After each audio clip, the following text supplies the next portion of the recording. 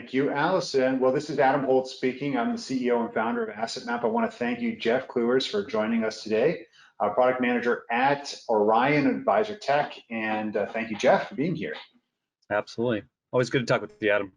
All right, awesome. Well, one of the things that we've been finding these days with this interesting environment we're all living in is that the opportunity to get access to individuals that are actually influencing the advisor tech of the future is really unprecedented, right? Many of us are available, we're around, but we're still working like crazy to try to make the next best thing. And so what's really interesting about what we've seen with Orion, and certainly some of the integrations that we've built with them, which have won awards, is that they're really on the leading edge of building based upon what the advisor's customer journey is all about. So when we asked Jeff to be part of this, one of the first things I thought about it based upon questions and feedback that we were getting from our community was, what are the major trends that you're seeing that we need to keep front of mind, top of mind, if you will, awareness around what advisors are dealing with today, and then of course, what are we building into the future? And so we'll take an opportunity to share with you for the first 10 or 15 minutes what we're seeing in the market and what we're doing specifically to address it. And I hope that'll be insightful for you if you're in the advisory community. And then we're going to show a little bit about what we're building, what we've built, and then we want to make this open. So if you have questions, as Allison said, please take the time to write them out in the questions bar. We will address them. Our hope is to spend more time interacting with you and less time preaching to you. And with that, let us just kick this framework off. Okay, our plan is to go for an hour today. We have the hour. If we don't need it, we will cut it, but please stay present and attentive. So one of the things that we picked up, Jeff, in this is clearly there's this enormous wealth distribution going on right now, and there's been talk in the media about whether this is a crisis. A lot of people don't know what to do. There's advisory needs more than ever.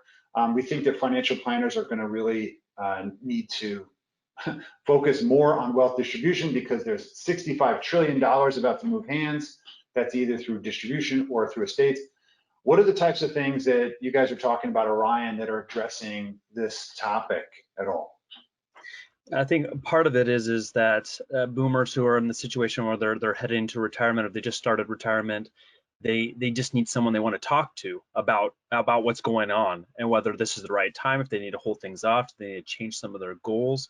And so one of the things that we continue to push towards, and I know your platform does this really well, is just being able to have that visual out there in front that allows your clients to be able to see where everything is at, be able to talk through what their concerns are, let them guide those conversations, and then just listen to them. And so both of us having great tools that help position that information, that data real time in front of a client to be able to have those conversations really helps let you go wherever the client really needs to talk about.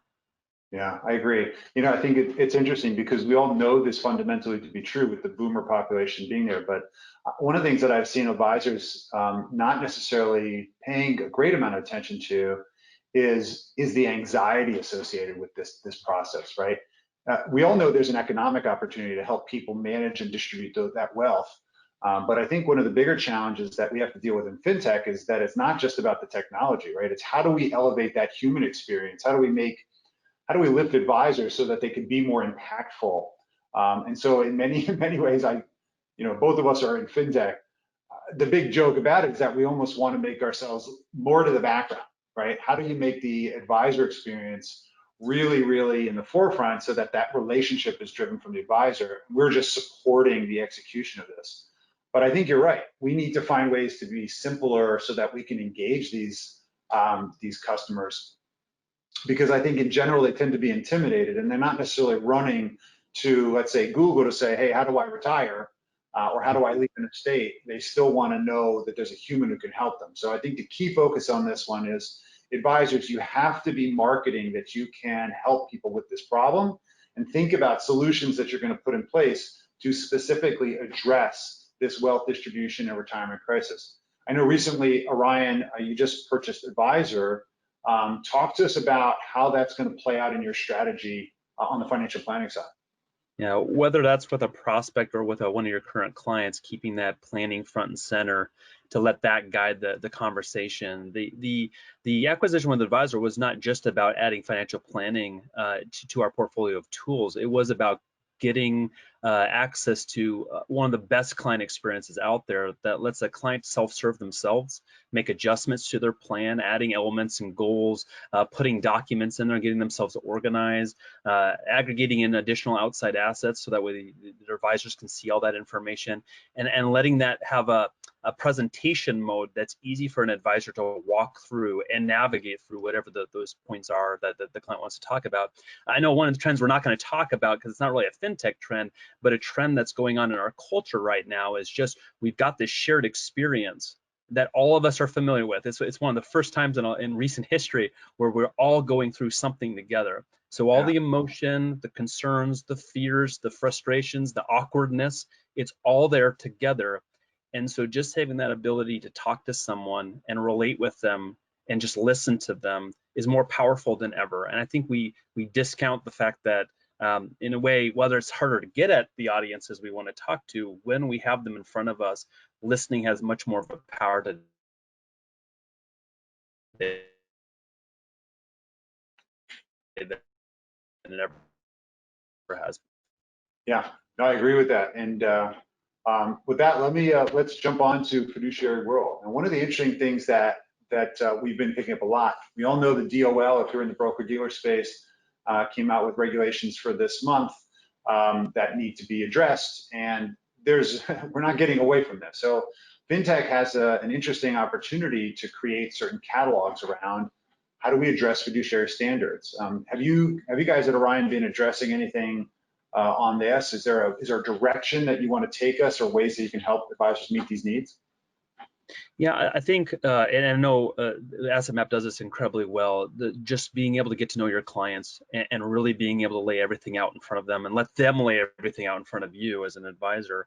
And so what we've done, we mentioned the financial planning side of the advisor platform. The feature and the experience there allows a client to take as much time as they need, or coming back and revisit and disclose those details around their financial picture that helps the advisor really understand who they're working with. On the other side of our platform, we do have compliance tools that we've added that really help us keep ourselves accountable, help advisors keep themselves accountable, and find the information that they need to just make sure that they're covering all the bases when it comes to fulfilling their fiduciary responsibilities. What else are you guys doing at Asset Map in terms of creating the right conversations that help you get to know your clients? Well, that's a good. Yeah, I appreciate you asking that. At Asset Map, our whole point is that we're a KYC platform, right? We are a visual representation of what's going on in people's lives. And the hope is that by showing it to somebody, you get the validation that that's in fact accurate. Is this an accurate depiction of your financial life, of all the facts, before we move forward and give you some advice or context? But I think one of the things that remains obscure about the current fiduciary world is what is the actual guidelines to make sure that you can prove that you're acting in best interest or you're acting alongside a fiduciary responsibility? And unfortunately, I think it's going to be determined more by the lawsuits than the law, than the law itself. And the lawsuits will give us indication on precedent of how to defend that, yes, I was acting in your best interest, or I am a fiduciary and I prove it because I did X, Y, and Z. In the absence of that, all we have is know your client proof and then a defensible audit, right? So the things that we're focusing on today is how do we create milestones of when I achieve this level with my client so that we can catalog this, report on it, and then audit and then provide a defense immediately with everything we've ever generated, everything, historically. You don't have to bother saving anymore. We have an entire archive because space is easy to provide. So those are we're tending to focus on how do I defend this if in fact I'm called to the carpet? So that's really interesting. Now, thankfully, one of the other big trends that we're seeing is clearly a return to financial planning, and not just health, but also longevity. And one of the things that we've seen, because there's several others I want to make sure we get to, I'll throw out there, is that clearly there's this return to financial planning. I know a lot of advisors we talk to are trying to deliver financial planning to everybody. I think the interesting thing about what you've done with advisor is really also an engagement experience, right? It's intended to get this conversation going because most of us don't have 2, 3, 4 hours to prep a financial plan, right? We need to talk about planning live, and one of the reasons that we built our target map was to essentially address that in 30 seconds. But that being said, we need to remind ourselves there's a significant number of clients who have assets, that have insurance coverages, have problems, they have not experienced even the first part of financial planning. And so I think we need to compress the idea that planning has to be a big thing. It has to be, Yeah. give me a budget and 4 hours of prep, because it's just intimidating. Yeah, that's something I think that both our platforms do well, is being able to just in a matter of 10, 15 minutes get things started, get a conversation started. And so you're right. We've done things to help with that, whether it be a prospecting experience or you're just starting with that new client relationship, whether they start an asset map, whether they start in the Orion client experience, they can take just a few times on their own without having an advisor looking over their shoulder to just disclose and to think and to dream about what they really want to talk about, and have those goals in mind of, this is what I need to accomplish. I think now with the climate that we're in right now, everybody's thinking about their futures. Everybody's thinking about taking stock of where I'm at right now and what changes do I need to make. And so with both our platforms, being able to get that out there and have that in front of their advisor, whether it's not what you're saying, like a 4-hour financial plan, it doesn't need to be that. It just needs to be a conversation around what your goals are and where you're headed and what I can do as an advisor to help you get there. Amen. I hear that. So that's great. There's a couple of years ago, the big fear in our space was that the robo advisor was going to destroy the human advisor. I think that's farthest from the truth. We've seen a lot of robo advisors actually pick up humans and add them to their cadre of skills. Because the reality is that when things are complex or there's a high cost of being wrong, most humans want another advisor who's been through this journey before. Yep. Is there anything that Orion is doing with respect to what aspects of the advice delivery is going to necessitate robotic or we'll call it algorithm involvement? Are you seeing anything there? Yeah, from our clientele, we're not really seeing a whole lot of demand for like a complete automated robo advice. What we are seeing is the demand for automation and making things easier. So having data sync where it needs to sync, having a client be able to guide themselves through core updates or changes that they need to make that can flow naturally into an advisor and alert them when they need to know. So we have done some things in the client experience that allow a client to be able to open their own accounts and transfer money in, to make changes that they need to make. We are in the process of adding the ability for an advisor, if they so choose to put a questionnaire in front of the client and be able to link them up to an appropriate model. But this isn't meant to be a 100% robo experience. It's not meant to remove the advisor. It's just to help simplify and automate some of those tools that get you to that conversation. Yeah, I agree. In fact, what we're seeing is that if there's going to be, we'll call it algorithmic or any kind of robotic automation as we would think of it, it's really going to be around that AI of insight, right? What do we Yeah. see in the data that's indicating that these people might need attention, or that these are underserved clients, or these are high risks? And I think that the data side of where technology is going to make a big difference here, and what we're building is, give me some feedback whether people are okay, right? Help me understand who needs triage and who is okay and who can afford to wait. Because the truth is, our attention is just getting split a million ways. If you have 100 clients, 1,000 clients, 2 clients, you need to know who to focus on today. And I think that's really where you're going to see innovation on the robo side. I don't know about you, but we're seeing most larger companies overhaul their entire technology experience. And if you're a firm that's making your own decisions, you have to be constantly asking these questions of, do I have the right technology and is it serving me? We have seen a lot of firms really kind of hold on to the legacy like they're holding on to an old relationship, mostly because they're stuck on the data side. But I know one of the things that we've been focusing on a lot recently, we just rolled out, or actually a CSV uploader, just the scrappiest thing you can imagine. And it's getting great adoption, right? People have this information in Excel, they can export it, let's just upload it en masse.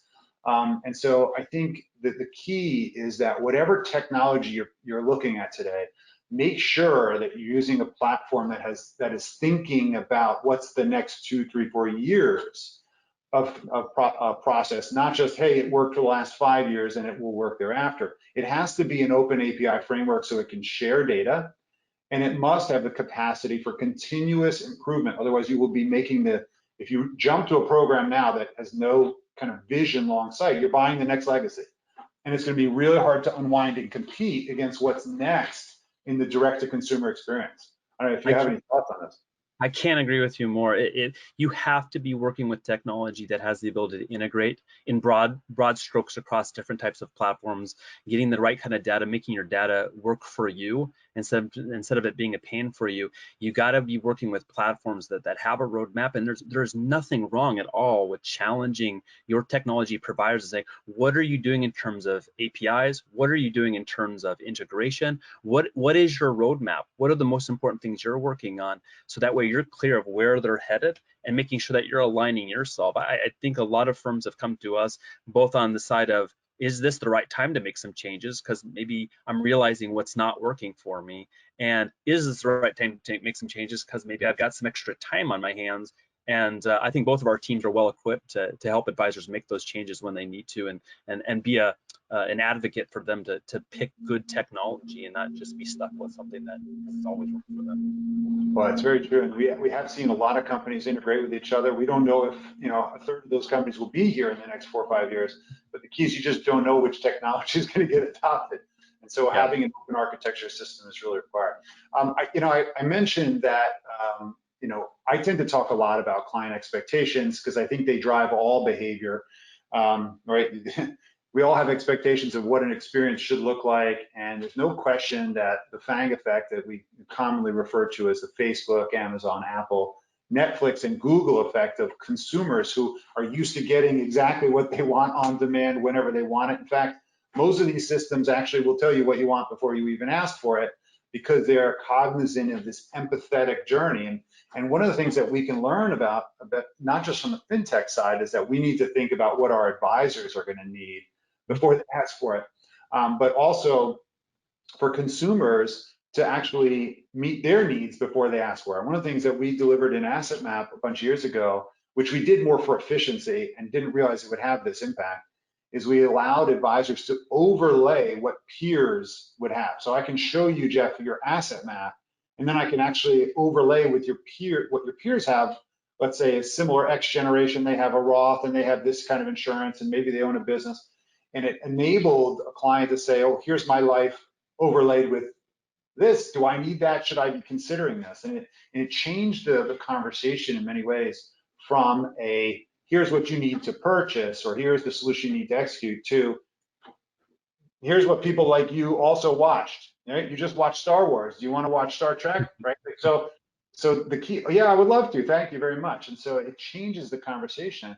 I'm curious how you guys are addressing these kind of advanced attention deficit expectations from clients and how you can build that into your tech. Yeah, one thing that we're striving to do better on is being able to help assist a user in motion. So we've gotten used to, like, if something doesn't work immediately, I get really frustrated with it. It should work right the first time.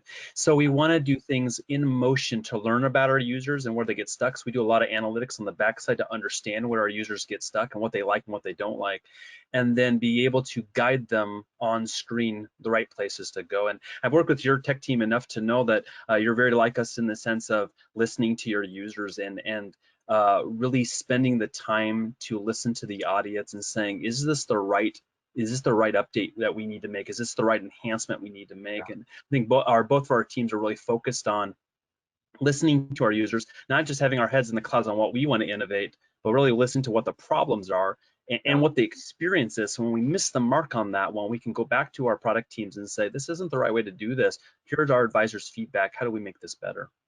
Gosh, it's so true. I learned it in presentation when I was a full-time advisor.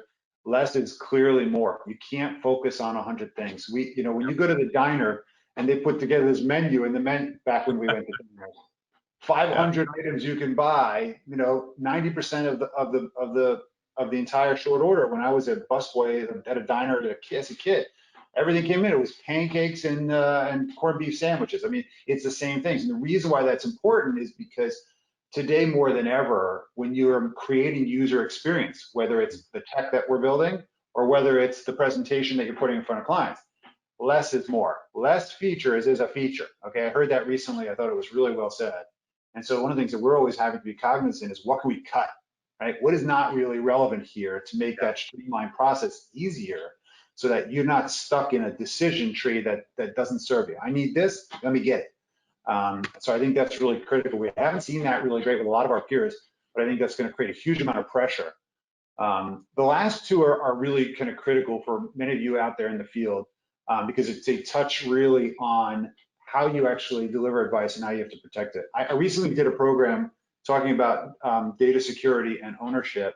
And Jeff, I know you guys deal with this because you have an extraordinary amount of data, and private and personal data that is very, it's coveted and secure.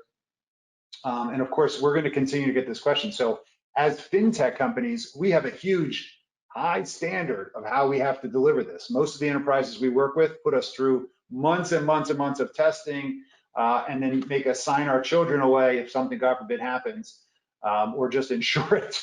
But the truth is, for all of you advisors out there in the field, this is something you really, really have to take seriously. And unfortunately, nobody's been given any training on this, right? We're told either by your firm or your broker dealer or your affiliation, an RIA, you got to just protect the data. And the best way to liken this is client's data is literally like having someone's child sitting in the back seat of your car, right? You're driving around by yourself. Okay, be reckless, drive fast.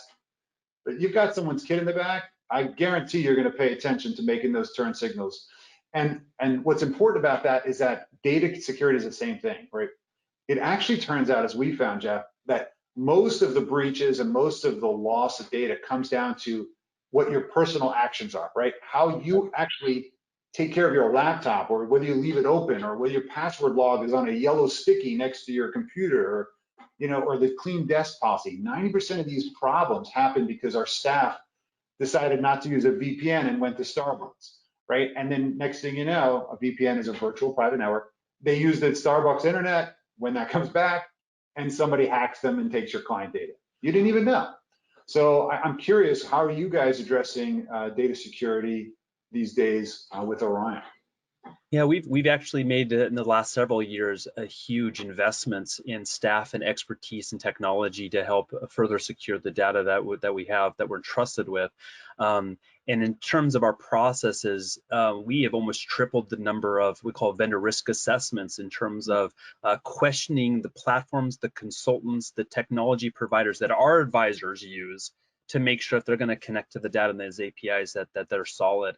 I'm amazed by what is out there. There are people who are just really sharp and on the ball about this, and there's others that when we start running through our questions, it's very clear that they think they're secure because they're in Amazon's cloud, and so I must be secure. And that's not necessarily what that means. You still have to have secure code practices, and how you do your authentication is really important. On that ownership topic, we just recently did our first integration where it was very focused on how we would remove access. And this is going to become a topic that we're all going to have to be concerned about, especially as integrators. When I give data to Asset Map, or you give data to me, how do we communicate in such a way that when the client says, no, you can't have my data anymore, that we do our proper responsibility of removing that data? And so we actually did our first integration where when the client goes in and says, I don't want this anymore, it completely eliminates that connectivity and that data. So that way Orion no longer has it on our platform. And we're trying to be more cognizant before thinking about those types of integrations. Well, that's a great, I didn't even know that. And I know that for our international customers, where GDPR and those other the European standards for data ownership are going to come. I think they're going to hit the US, and we're going to have a big eye-opening, because most platforms do not have the capacity for a client to call you and say, yeah, delete all my data, right? When you think about that and you have backups, especially as an advisor, if you're asked for a client says, not only am I leaving you and I'm moving to another advisor, I want you to delete all my data, you have to go and be able to attest to that. I mean, if we had that standard, we're going to go delete your backups. I mean, can you selectively do that? Not likely. So the key to executing this is rethinking actually how you control and own your data. And I think long term, we're going to be pushing towards a world where the client actually owns the data.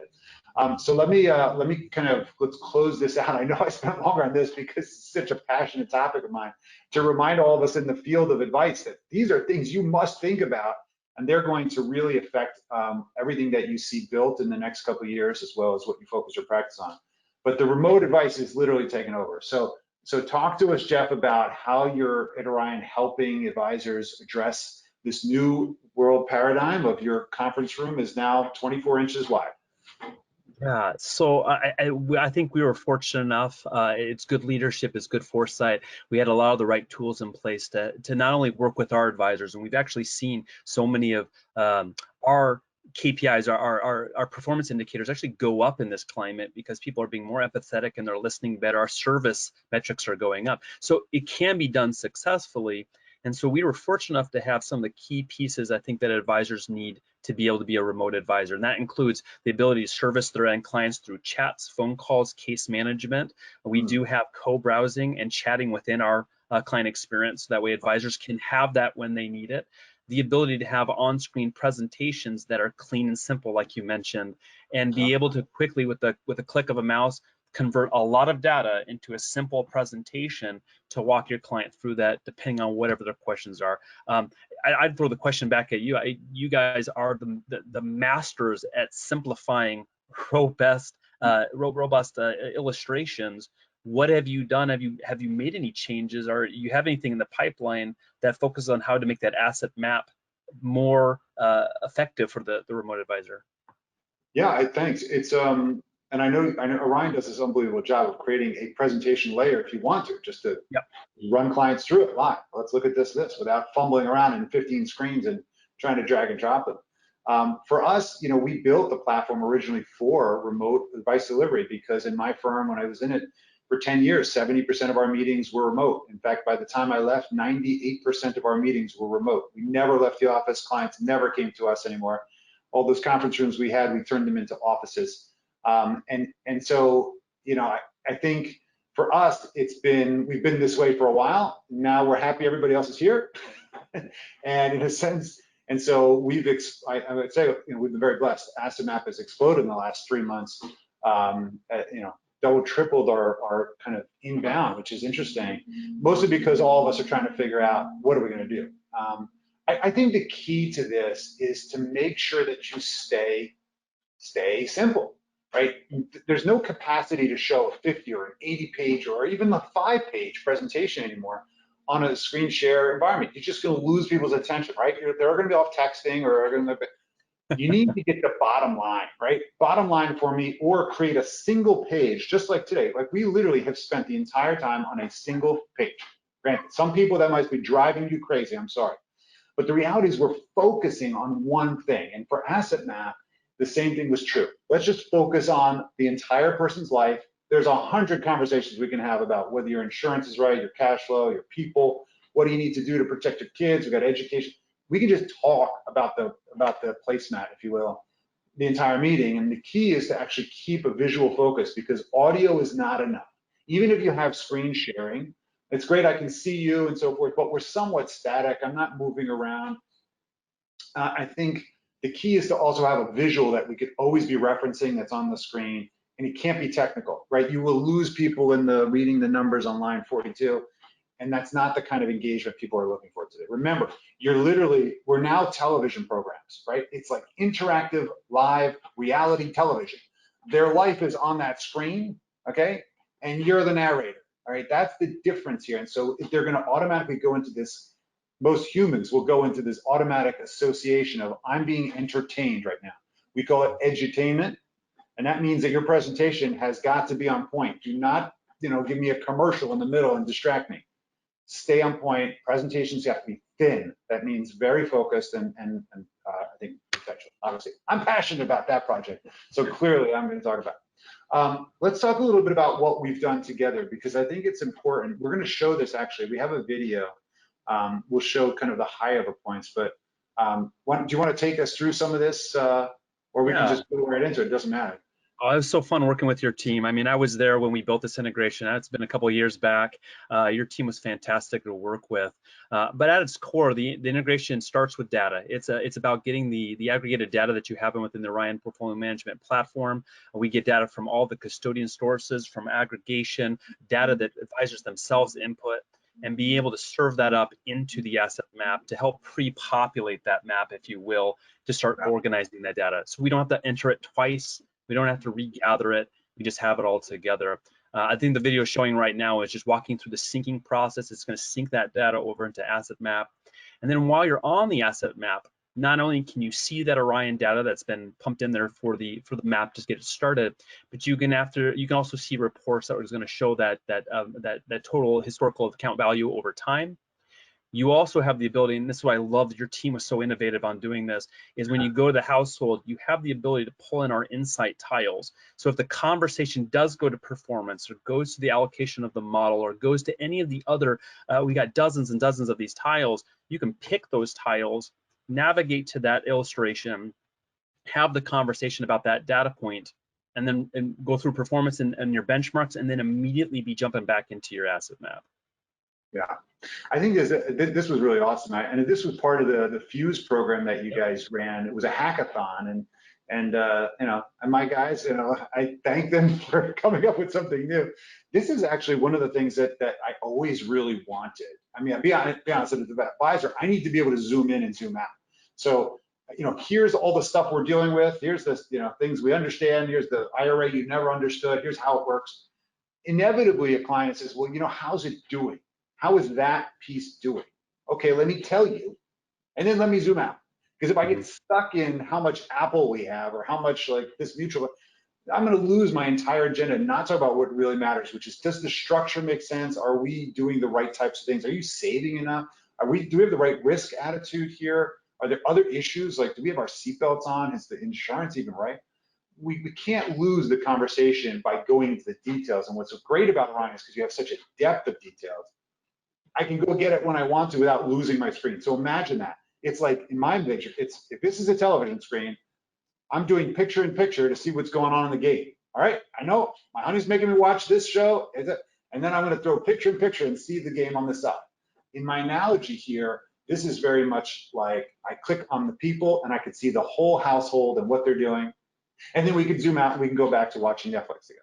Okay. Yep. So that's really the beauty about this is in a presentation, especially remotely, is that I'll make you thorough by talking about big picture, and then I can go deep when I need to, and then get back out to talk about the stuff. Let's talk about what was built most recently, because this was actually, we'll say, the opposite of this. Yeah, so you're going to see that in our platform, we have a tool called Insight. It's a reporting dashboard. The video is taken through just the authentication steps of connecting it back into Orion, so that way Orion can pull these elements into the Insight dashboard. It's a dashboard of widgets, heavily customizable. We're all about you being able to create your value message the way that you want to create that.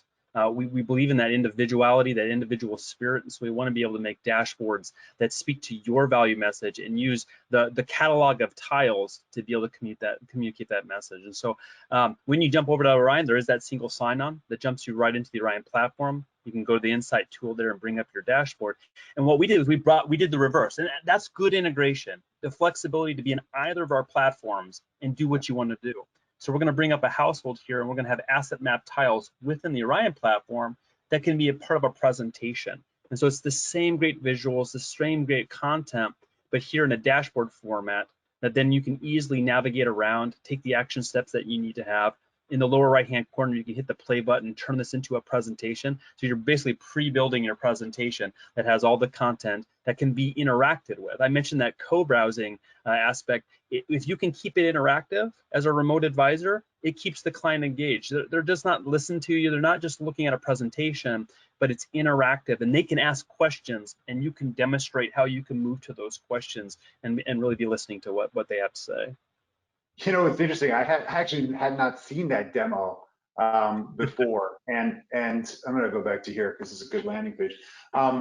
What's funny about that is that what I just saw was Orion with an asset map live in it, live functioning asset map inside of Orion's world, looking at Orion like a mirror in a mirror in a mirror, right? Which I think is hilarious. So these guys have thought of some really cool stuff. Why would that be usable? Why is that valuable? Well, the interesting thing about it is I think it very much like Google Maps, right? When you're looking at Google Maps or any kind of mapping program, you tend to be looking for something, right? And then there's a point in time where say, show me the restaurants that are around us. You see the proximity, you go to, let me call that restaurant, see the reviews, let me go back out, let me look at this different restaurant. No different than Yelp. And why that becomes interesting is because you never really know what data you're going to need. Mm-hmm. You might have an agenda, right? Our agenda is to address this issue today. So talk about retirement planning. Let's talk about education funding, how we're going to take that money out. But the reality is we do need to seem very competent. I think one of the things we're seeing in the remote meeting experience is that the level of patience is getting very thin. Oh yeah. People do not have the capacity to put up with you fumbling around looking for your stuff. And Yeah. if they're paying you a significant amount of money to be on top of the stuff, and you're fumbling around on your screen trying to figure out like what their actual performance was, hold on, let me bring up that page. Where's it? Hey, did you push that into the file? Can I share that? Oh, I shared my wrong client. Oh my God. Oh yeah. Like, this is destruction of customer experience, and people will not have the kind of patience, I think, for mess ups in this environment. I think there's too many choices out there. There's a lot of people seeking for business. So what's the lesson there? The key is you have to become a master at delivering remote Yeah. engagement. You have to do it. One of the key things for us in Orion and AssetMap is what can we keep doing to make it so that you look awesome, right? How do we make the advisors look great? Because remember what I told you at the beginning is it's not about us. It's about you and it's Yeah. about your client and making that interaction better. Yeah, no, everything you said there is exactly right, and that's why we press for those limits of integration, because you need to be able to come at it from both sides and to be able to move back and forth between platforms easily, have the data in both platforms. I can't tell you the number of conversations I've had about advisors who prepare this very exhaustive presentation, and that's good. You have to be prepared. Like you said, you can't be fumbling around trying to find the data. You need to know where you're going to be able to go. But to get into a presentation and they're caught completely off guard, but the client really, the thing they wanted to talk about today was not all of this. It was this one concern that for whatever reason, a death in the family or a situation or a conversation with a colleague, and that question was what was top of mind. And so to be able to go, oh, okay, not a problem. Let me switch. That's slide 5, or let me hop over to asset map and see that over here, or let me use a comprehensive dashboard to bring all of that information into one place, so that way I can really navigate where the conversation needs to go. But it demonstrates your value. It demonstrates that you're a competent advisor. You have financial planning that helps support the vision and the roadmap and the conversation. But we have the data. We have the ability to dive into the model if we need to understand the portfolio a little bit better. Having all that at your fingertips really shows the value and the expertise you're bringing to these conversations. Sure. Thank you, Jeff. I think this is a great opportunity for Allison. Can you come back online and help us with any questions that are outstanding? I'm going to put these kind of 8 megatrends out here. If people want to address or remember them, take a snapshot of this and think about what your strategy is going to be on this stuff. Allison, do you have any comments or questions, or should we keep rambling on or close this meeting? No, we do have a few questions. So thank you so much, guys. That was fantastic. You guys are pros as always. That was really great. Thank you for your insight. And we do have a couple of questions that have come in. To Adam and Jeff, do you guys think that the pandemic, oops, and I lost my spot because we're getting more questions, which is great. Do you guys think that the pandemic has hurt or helped the demand for a human advisor rather than robo? Do I think it's helped or hurt the human demand? My opinion is I think it has really helped for those people who have complexity, right? The more complexity that they have, the higher the cost there is to being wrong on this one. You're going to want a human to help you. And when you have a market that's behaving the way it is, even today, look at today, you have a lot of uncertainty. Now, the challenge is that, your financial advisors might not have any more experience knowing what to do, but that guiding hand is going to be critical, because it turns out, especially with a lot of business owners and choosing to do PPP this year, and there were a lot of decisions that need to be made. Should I lay off my staff? How's that going to affect us personally? I can't exit my business now because the cash flows are changed. I can't raise money if I'm in a, so there's a lot of people that had really kind of I'm stuck questions. And I think that really elevated the human advice. The challenge is we didn't really see a lot of advisors, well, as many as I hoped, really proactively reaching out to their customers, because I don't think they were afraid of how to engage in this new remote environment. So that's a learning process for a lot of advisors. I think that's busted at this point. And advisors have figured out how to do Zoom meetings with their clients. That's the new norm. That being said, a lot of the newer starting clients, didn't necessarily go to advisors because most advisors don't have active marketing out there. They don't have active lead gen opportunities as traditional SaaS companies would have. And so a lot of the newer, younger business went to remote advice. So I would say that what we've seen, and I'm talking anecdotally from my conversational experience now, we've seen a lift in the complexity, right? High net worth, people with something really to protect, going to human advice. People starting out, they're going digital. They're going to Acorn, they're going to Robinhood, they're getting in the market, they're starting. Yeah, we're seeing the same thing, and definitely I'm seeing that along my colleagues. I think there's a lot of younger investors who maybe they were positioned well enough to take advantage of some of the opportunities, and so they're jumping in, and they either haven't worked with an advisor before, and they just want to get in, so they are using the robos. What we are seeing though is because this has thrown so many rules out the window and expectations out the window, that it leaves a lot of people doing the research themselves and maybe wanting to facilitate it themselves, but they absolutely need to talk to someone about it. Like, I know that's me personally, and people that I've talked to about this has either opened up our opportunities or it has made changes to your financial plan, and you just want advice because the rules sometimes aren't even applying anymore. And I need somebody else to come alongside me and say, no, you know what, your plan's right here. You might want to consider these things or ask these questions. Yeah, I think that the funny thing about planning is it gets thrown around. Financial planning, the average consumer thinks that financial planning is about what stocks to buy. Yeah. And yet those of us who are CFPs or financial planners have been doing this forever, we know it's about actually tax, legal, and investment and insurance structure. We know it's about the decisions you make to make all these other efficiencies work and of course address inefficiencies. Yeah. And so I think unfortunately there's a disconnect. People that are just getting into that one advice, typically they're saying, I need investment advice on my 401k. Like, should I buy, should I sell, should I reallocate, should I target, and so forth. And it just dominates the wealth management conversation so much, drives me crazy.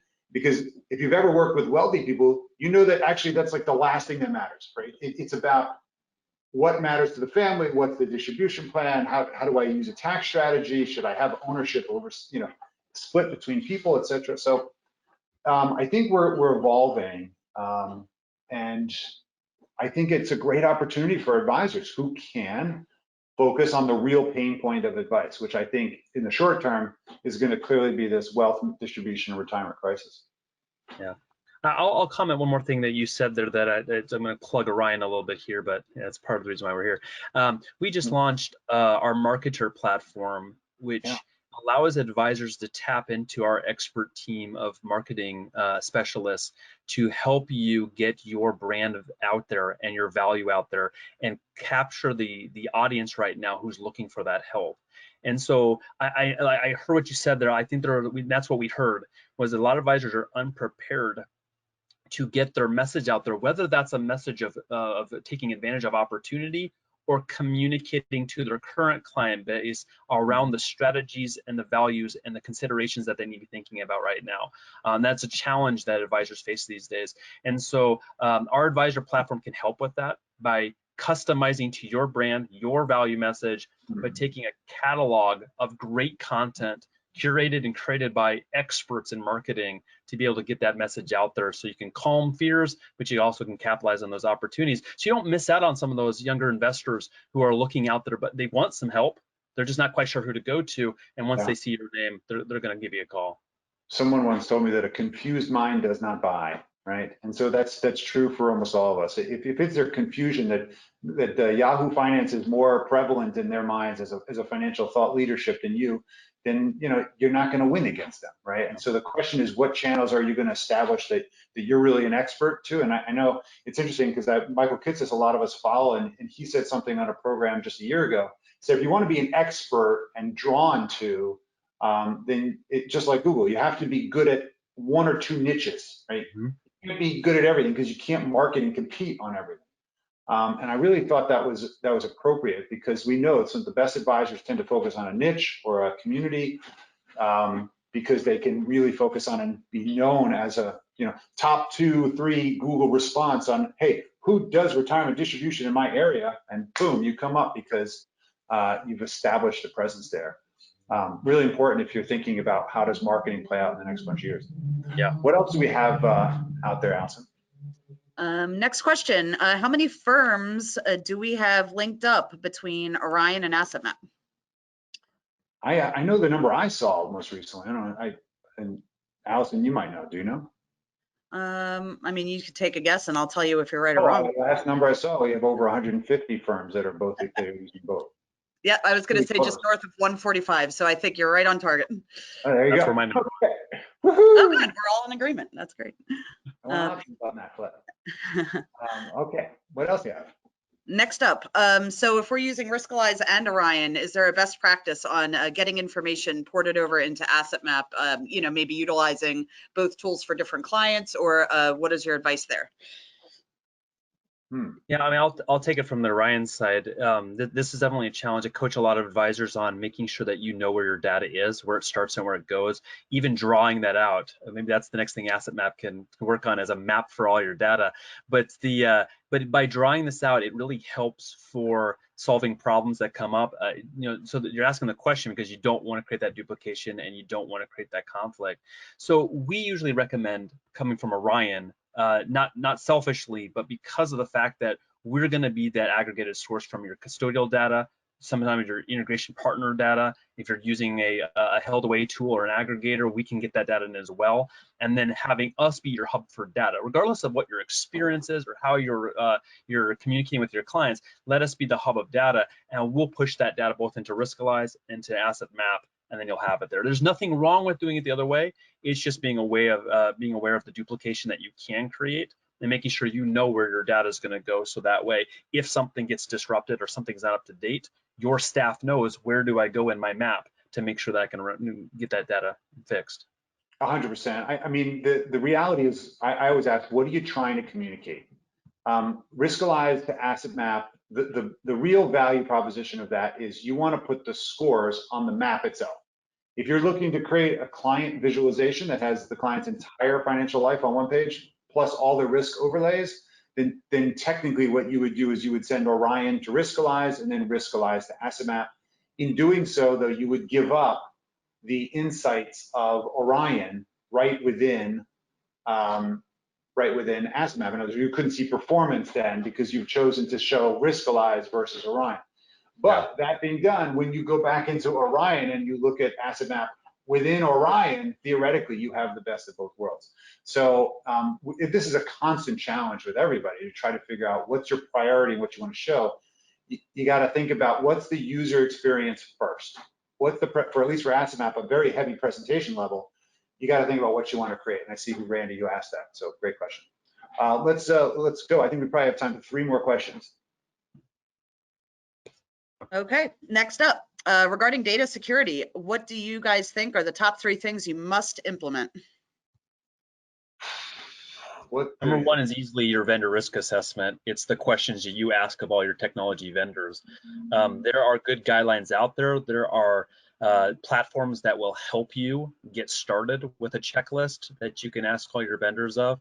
Most of your vendors, if you just go and ask them, hey, I want to see your certifications, I want to see your security packet, they're going to have something. If they don't, you should be concerned. But having a checklist that you go through, not only for your vendors, but also for you internally, what are your processes? And then after you've created your own checklist, make sure that you have somebody auditing it. I know that sounds like it could be complicated. It's really not. There's a lot of organizations that will do that out there. You can just ask some of your local vendors to be able to just come in and just talk through what your security practices are. How do you lock the doors, and when do you lock your computers, and when do your passwords change, and have them just challenge you. Any local security expert would be able to come in and run you through that, look at your guide and say, here's some gaps that you could improve on. And that's not a bad thing at all for you to even put that out there in front of your clients, to let them know exactly what you're doing on an ongoing basis. It's not always about being perfect on the first shot. It is about constantly learning, listening, and finding out when other people make mistakes, learning from them, and when you make mistakes, learning from them. Our security is continuing every year. When we go through our audits and our refinements, we constantly add new controls, and they're always good controls. Not because we made a mistake, but just because as things evolve, we're like, yeah, we didn't think about that one. That's new, so let's put a control in place. What do you think, Adam? Yeah, I tend to agree with you. And to make this actionable for you, I think the checklist is awesome. You can go online, you can just say security checklist. The key is it comes down to policy procedure, right? You have to have a policy and procedure and you have to follow it Yep. because people do what you inspect, not what you expect. And the Yep. same comes true for your staff, right? Most of us haven't really trained, we had to go do it. We did. Train your staff on how to actually follow these procedures and policies. You know what the best thing to do is? Run a fire drill. When you go into the office or when you connect with your staff, say, oh, fire drill, what's the fire drill? We just had a data breach. What do you do? And see what people do. And if they're like looking around like, I don't know, what do we do? That's a problem, okay? Yeah. The challenge is that it's always gonna be about, unfortunately, what people will remember is what happened when this happened, right? It's boring to think policy procedures, I gotta do. If you've ever gone through this, you do not want to go through this with someone inspecting you, okay, overseeing you, because then you're going to feel really bad because you could have done some of these things in advance. Run the fire drill, right? Just pretend, put your staff on the line and say, we're going to do fire drill today. And then you'll learn a lot about your process. What else you got, Allison? What else do I have? Is Asset Map a part of Orion or is it a separate subscription? Well, that's easy. You could answer that one. So these Asset Map and Orion are two separate companies which have we have an affinity agreement to work with each other to share certain data. But yes, it does require, if you're going to use both of us, a subscription to both.